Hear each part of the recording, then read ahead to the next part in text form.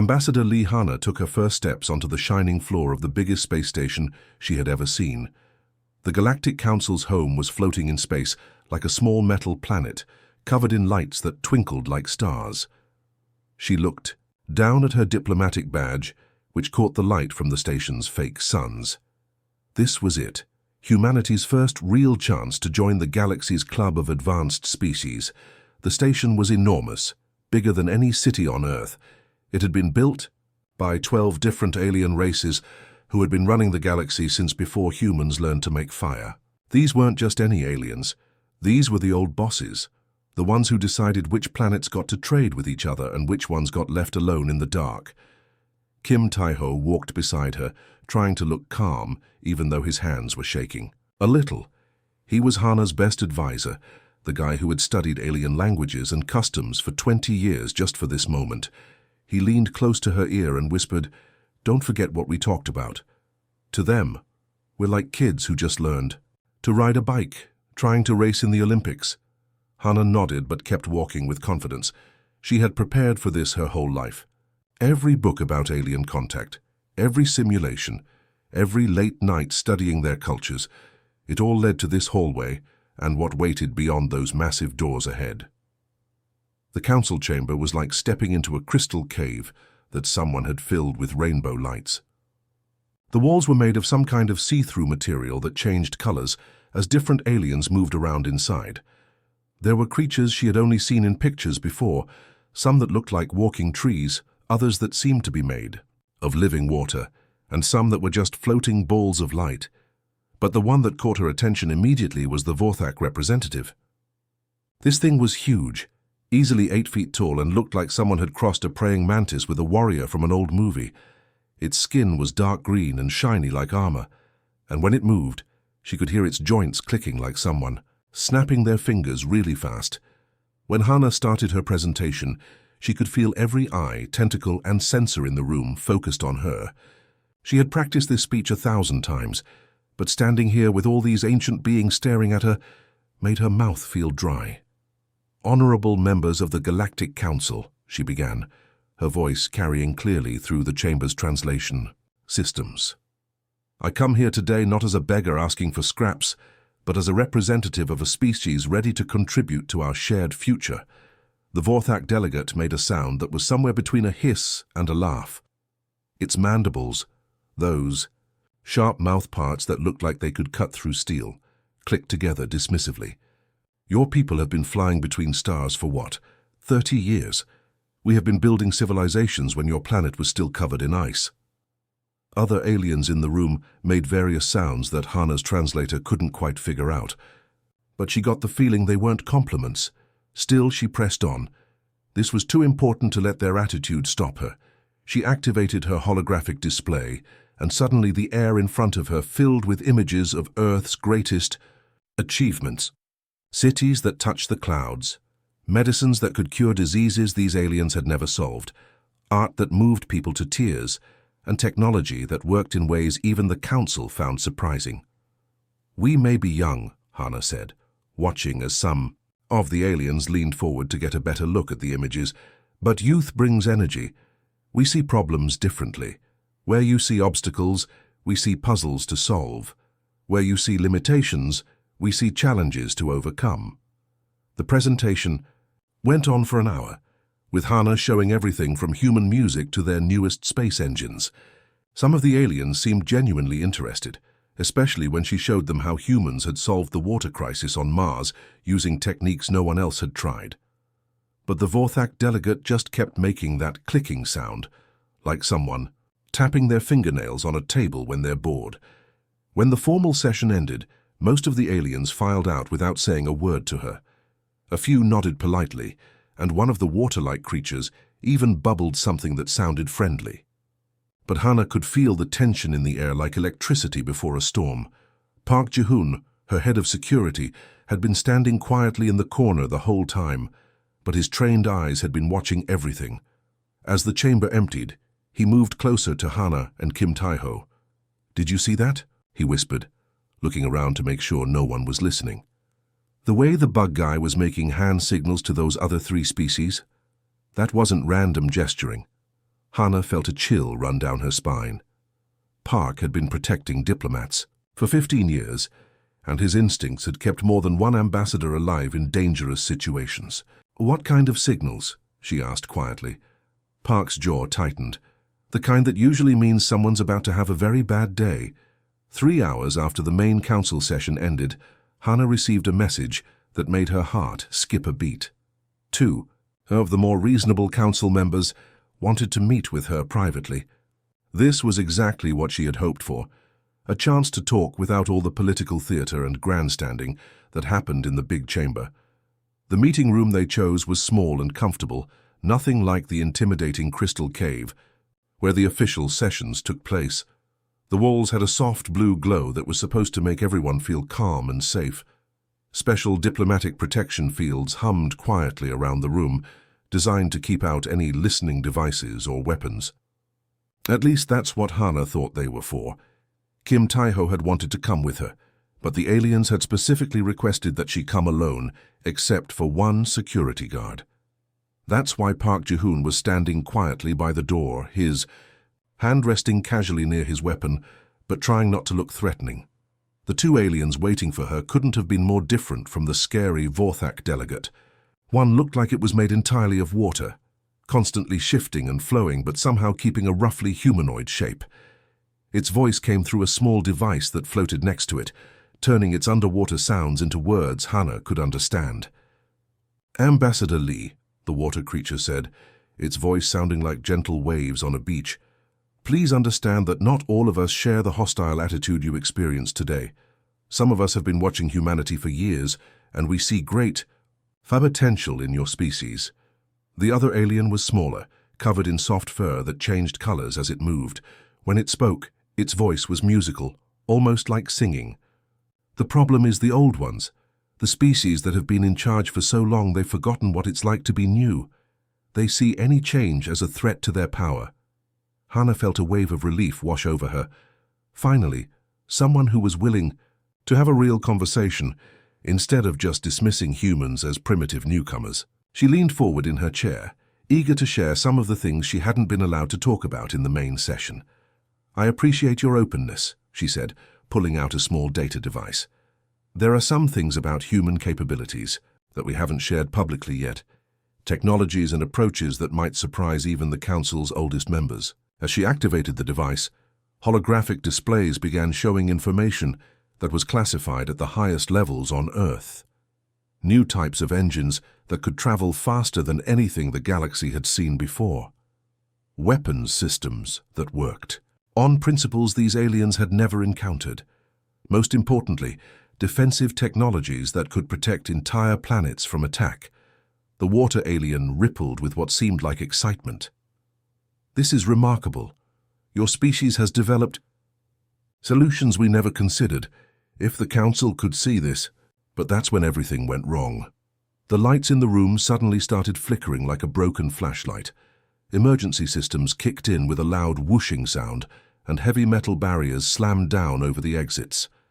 But instead of the calm voice that usually announced safety protocols, alarms started blaring. Park Ji-hoon's training kicked in immediately. His hand went to his weapon as his eyes scanned the room for threats.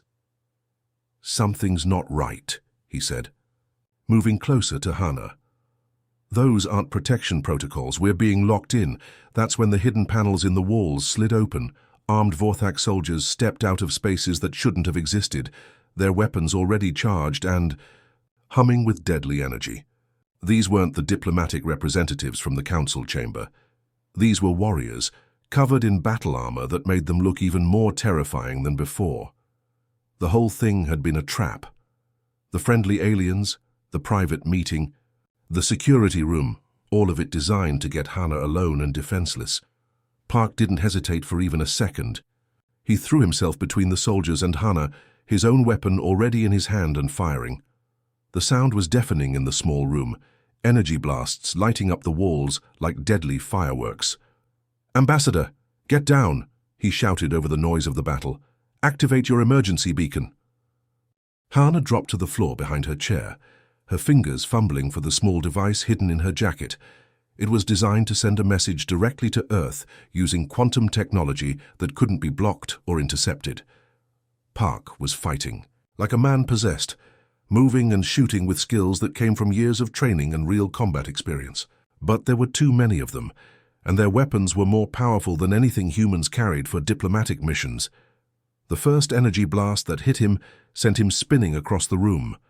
He hit the wall hard, but somehow managed to keep shooting, giving Hana the precious seconds she needed to get her beacon working. As the device activated, Hana felt a strange sense of calm, even though chaos was exploding around her. She knew she was about to die, but at least Earth would know the truth about what happened here. She managed to get out one last message before the plasma bolt hit her chest. They were always going to kill us. The Council. They never intended to let us join. Don't trust their lies. Don't believe whatever story they tell about this. The pain was incredible but brief. As her vision faded, she could see Park still fighting, still trying to protect her even though they both knew it was hopeless. When the shooting stopped, the room was silent, except for the crackling of damaged electronics and the heavy breathing of the Vorthak soldiers. Within hours, the official story was already spreading across the galaxy. Unknown terrorists had somehow infiltrated the diplomatic station and murdered the human ambassador. The Council expressed their deep regret and promised a full investigation. They even offered to help Earth find the real killers. Most of the galaxy believed the story and moved on with their lives. The human problem had been solved quietly and efficiently. What they didn't know was that Hana's final message had already reached Earth, and humanity was about to show the galaxy what happened when you killed their diplomats. Deep beneath the Pacific Ocean, in a bunker that most people didn't even know existed, Fleet Admiral Yoon Sun-woo was having the worst day of his military career. The message from space had taken 3 full days to reach Earth using their most advanced communication technology, and every word of it made his blood run colder. The bunker, officially called Pacific Defense Command, was built into the ocean, floor like a massive underground city. It was here that Earth's real military leaders planned for threats that regular citizens never heard about. The walls were lined with screens, showing ship movements, satellite feeds, and communication channels that connected to every corner of human space. Admiral Yoon had been expecting to hear about successful trade negotiations, maybe some cultural exchange programs. Instead, he was reading Ambassador Lee Hana's final words, transmitted moments before her death. The message was crystal clear. The Galactic Council had never intended to welcome humanity as equals. They had murdered Earth's representative in cold blood. Captain Im Nayeon stood beside him, watching his face as he read the terrible news. She had served under Admiral Yoon for 8 years and had never seen him look so grim. His hands were shaking slightly as he set down the communication device. "Sir," she asked quietly, "what are your orders?" Admiral Yoon was quiet for a long moment, staring at the star maps displayed on the wall. Each tiny dot represented a solar system, and many of those systems were now enemies of humanity, whether they knew it or not. "Activate the Shadow Fleet," he said finally, his voice so low she almost didn't hear him. "Every ship we've built, every weapon we've hidden, every soldier we've trained in secret, all of it. Now." Captain Im felt her heart start racing. The Shadow Fleet was humanity's biggest secret, something that had been planned and built for over 30 years. While the galaxy thought humans were just peaceful explorers with a few small ships, the truth was very different. "All 37 dreadnoughts, sir?" she asked, just to make sure she understood correctly. "Every single one, plus all the carriers, support ships, supply vessels, and strike craft. If we're going to do this, we're going to do it right." The Shadow Fleet had been built in the asteroid belt between Mars and Jupiter, hidden among what looked like ordinary mining operations and research stations. To anyone watching from outside the solar system, it appeared that humans were just digging up rocks and studying space phenomena. In reality, they were constructing the most advanced war fleet the galaxy had ever seen. The idea had come from Earth's history books. Every time humans had made contact with more advanced civilizations, the results had been disaster for the less advanced group. So when humanity first detected alien signals, the world's leaders had made a smart decision. They would appear weak and peaceful while secretly preparing for the worst. Now, 3 decades later, that preparation was about to pay off. While Admiral Yun was mobilizing the fleet, President Choi Min-ho was preparing to address the United Earth Assembly. This was the organization that represented every nation on Earth, and they had to vote on any major military action. The Assembly Hall in Geneva was packed with representatives from every corner of the planet. Presidents, prime ministers, and elected officials, who normally spent their time arguing about trade deals and border disputes, were now facing the possibility of interstellar war. President Choi walked to the podium with tears streaming down his face. He had known Hana personally. She had been his daughter's teacher before becoming a diplomat. Seeing her final message had broken something inside him. "My fellow humans," he began, his voice carrying clearly through the hall speakers. "3 days ago, we sent our best and brightest to the stars, hoping to make friends with our galactic neighbors. Today, I must tell you that Ambassador Lee, Hana, is dead, murdered by the very beings we sought to befriend." The hall erupted in shocked gasps and angry shouts. Some representatives stood up from their seats demanding more information. Others sat in stunned silence, trying to process what they had just heard. Ambassador Lee died trying to build bridges. "Between our species and theirs," President Choi continued, raising his voice to be heard over the commotion. "She offered them friendship, cooperation, and peace. They responded by burning those bridges down and killing our envoy in cold blood. He..." paused, letting the weight of his words sink in before continuing. "For 30 years we have prepared for this possibility. We hoped it would never come. But we knew that hope alone wouldn't protect our children and our future. Today we show the galaxy what humanity truly becomes when we stand united with a single purpose." The vote was unanimous. Every single representative, from every nation on Earth, voted to authorize military action against the Galactic Council. Far out in the asteroid belt, massive ships that had been disguised as mining platforms began to move for the first time. Their hulls were painted with names that told the story of human determination. Inchun's Pride, Soul's Vengeance, Hana's Promise, Pacific Thunder, and dozens of others. Each ship was equipped with technology that the galaxy had never seen before. While the aliens had been comfortable with their ancient weapons and old tactics, humans had spent 3 decades developing entirely new approaches to space combat. Their weapons didn't just destroy enemy ships, they turned them into clouds of superheated plasma. Lieutenant Commander Oh So-min sat at her station aboard the flagship Eternal Soul, watching her sensors as ships from all over the solar system began moving into formation. She had trained her entire adult life for this moment, but seeing it actually happen felt surreal. "Admiral," she reported, her voice steady despite the butterflies in her stomach, "I have confirmation from all fleet commanders. Shadow Fleet Alpha, through Shadow Fleet Lima, are in position across 12 target systems. Each fleet was positioned to hit a different alien homeworld simultaneously. The plan was simple but devastating. Strike everywhere at once, so fast and so hard that the enemy couldn't coordinate a response." Admiral Yoon nodded grimly as he looked at the tactical display showing the positions of all human forces. In a few hours, the galaxy was going to learn that killing human diplomats carried a price that none of them were prepared to pay. "Then it's time to remind them why they should have chosen diplomacy over murder," he said, reaching for the communication controls that would give the order to attack. The age of human weakness was about to end. The moment had finally arrived. Across 12 different star systems, space itself began to ripple and tear as massive human fleets dropped out of hyperspace at exactly the same time. The coordination was perfect, something that should have been impossible across such vast distances.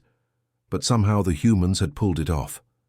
Major Kang Hyejin gripped the controls of her fighter craft as reality snapped back into focus around her squadron. 1 second they had been traveling through the weird, twisted space between dimensions, and the next they were staring at the Vorthak home system in all its terrifying glory. The system was huge, with dozens of planets orbiting a massive red star. Orbital stations and defense platforms surrounded every inhabited world like protective shells. Millions of Vorthak warships patrolled the space lanes, their hulls gleaming with the same dark green armor that had intimidated diplomats for centuries. But Hyejin wasn't looking at any of that. Her target was something far more important and far more vulnerable. Rising from the largest planet like a crystal mountain was Beacon Prime, one of the most ancient structures in the galaxy. The thing was enormous, stretching up from the planet's surface for thousands of kilometers until it disappeared into space itself. Its surface pulsed with energy that looked like liquid starlight, and that energy was what kept half the galaxy connected. These beacons were older than any of the species that currently ruled the galaxy. Nobody knew who had built them or how they worked. All anyone knew was that without them, traveling between star systems became almost impossible. The beacons created a network that ships could follow through hyperspace, like invisible highways connecting every corner of civilization. "All squadrons, this is Admiral Yoon," came the voice through her communicator, clear as if he was sitting right next to her instead of commanding from a ship light years away. "You all know why we're here. Ambassador Lee came to them with open hands, seeking friendship. They responded with murder." Hyejin felt her jaw tighten as she remembered watching the news reports about the ambassador's death. The official story from the council had been obvious lies. Terrorists, they claimed, unknown attackers who somehow got past all their security. But the ambassador's final message had told the real truth. "Today we show them the cost of betraying human trust," Admiral Yoon continued, his voice carrying a cold anger that sent chills down Hyejin's spine. "Commence Operation Darkfall. Target the beacon network. Let them learn what happens when diplomats die." Hyejin's squadron accelerated toward Beacon Prime, their engines leaving trails of blue fire across the star-filled sky. Around them, hundreds of other human ships were moving into attack positions, their weapons charging up with power that made the space around them shimmer like heat waves. The Vorthak defenders were scrambling to respond, but they were completely confused. They had expected the humans to attack their planets or military bases. Instead, the human fleet was ignoring everything else and heading straight for the one thing that kept their civilization running. "Contact in 30 seconds, Hyejin announced to her squadron. "Remember, we hit it hard and fast. Once that beacon goes down, this whole system goes dark." The first wave of human weapons fire lit up space like a new sun being born. Energy beams that the galaxy had never seen before slammed into the ancient crystal structure with devastating force. The beacon's protective fields, which had withstood asteroid impacts and solar storms for millions of years, lasted about 3 seconds. What happened next was something that would be remembered forever. The beacon didn't just break, it exploded in a cascade of energy that sent ripples through hyperspace itself. The explosion was so bright that it could be seen from orbit around distant planets, and the shockwave knocked out communication systems across the entire star system. But that was just the beginning.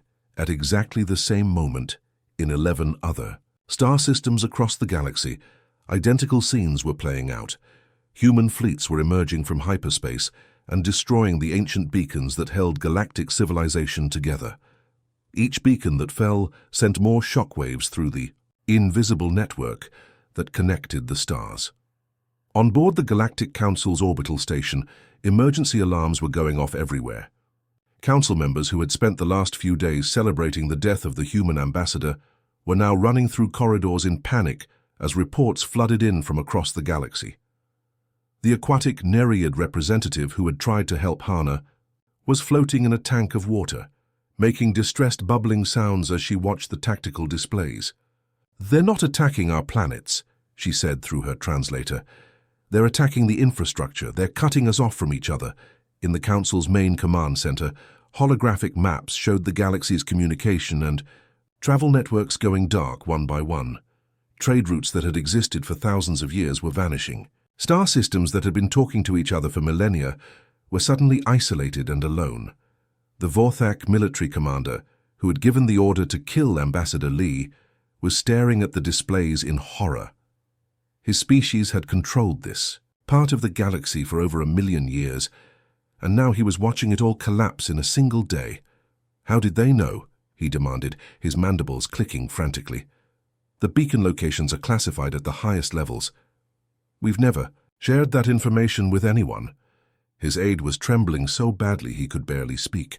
"Sir, they're broadcasting on all communication frequencies. The humans, they're sending a message to every system in the galaxy." The commander's blood went cold. "What do they want?" "They're offering to restore the beacon network," the aide whispered. "But only if we surrender. Complete and unconditional surrender of all Council military forces."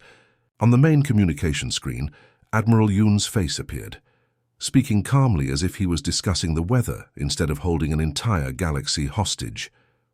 "People of the Galactic Council," he said, his voice carrying to every world that still had working communication systems. "3 days ago you murdered our ambassador when she came to you seeking peace. You thought you could kill our diplomats and face no consequences." The Admiral paused, letting his words sink in before continuing. "You were wrong. We have taken down your beacon network, but we are not barbarians. We will restore your ability to travel and communicate, but only after you prove you can behave like civilized beings. Surrender your military forces, accept our terms for galactic governance, and your stars will shine again." As the message ended, the commander realized that humanity had just become the most powerful force in the galaxy by cutting everyone else off from each other. Without the beacon network, his mighty fleets couldn't even reach the next star system, let alone coordinate with other council forces. The age of the Galactic Council was over. The age of humanity had begun. 6 months after Operation Darkfall, Fleet Admiral Yoon stood on the bridge of humanity's flagship, the Eternal Soul, watching something that would have been unthinkable just a year ago. Through the massive viewing windows, he could see dozens of alien warships approaching slowly, their weapons powered down, and white surrender flags attached to their hulls. These were the same ships that had once patrolled the galaxy like they owned it, enforcing the will of the Galactic Council with brutal efficiency. Now they were limping through space like wounded animals, begging for humanity's permission to even communicate with their own colonies. The irony wasn't lost on him. Just months ago, the galaxy had seen humans as primitive newcomers who barely deserved a seat at the diplomatic table. Now every single alien civilization was dependent on human goodwill just to keep their societies from collapsing completely. Captain Song Yunbi walked up to him, carrying a tablet loaded with the latest surrender reports. She had been working almost non-stop since the beacon network went dark, coordinating humanity's response to thousands of alien governments who were suddenly discovering what it meant to be powerless. "Admiral," she said, trying to keep the exhaustion out of her voice, "we've received formal surrender documents from 90% of the former council member species. Their fleets are standing down and they've agreed to all our terms for restoring limited communication access." Admiral Yoon nodded as he scanned through the reports. Species that had ruled star systems for millions of years were now signing documents that essentially made them prisoners in their own territories. It was a complete reversal of power that had happened in less than a week. "What about the Vorthak?" he asked, though he already suspected he knew the answer. Captain Song's expression grew grim. "They're still holding out, sir. Their military commander has been sending messages requesting negotiations.